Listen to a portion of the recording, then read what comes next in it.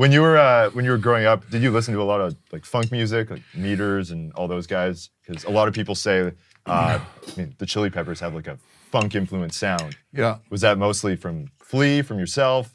Yeah, I grew up outside of Detroit, Michigan, and loved music from a young age. I listened to the radio before I started buying my little records, but you know, it was at that time in the late '60s.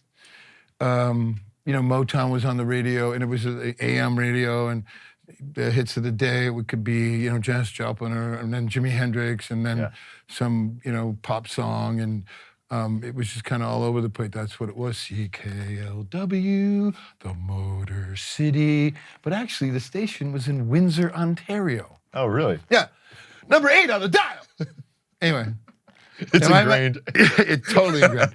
And, you know, it was Spirit in the Sky. It was like everything.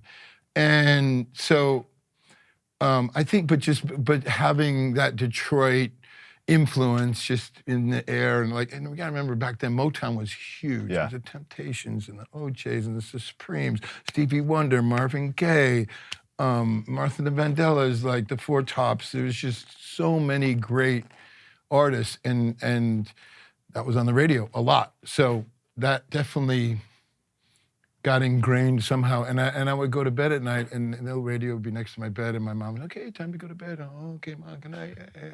She would go to bed, and I'd turn the station on and put it on.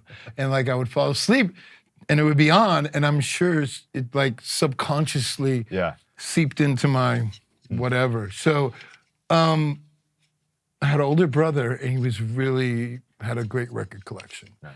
And so yeah, he loved, you know, he had a lot of different stuff, and Sly and the Family Stone, like, you know, those records were incredible. So yeah, but I was just listening to him. I wasn't thinking like, oh, I'm a drummer, and what's the drummer doing? Yeah. This was a little bit later that happened.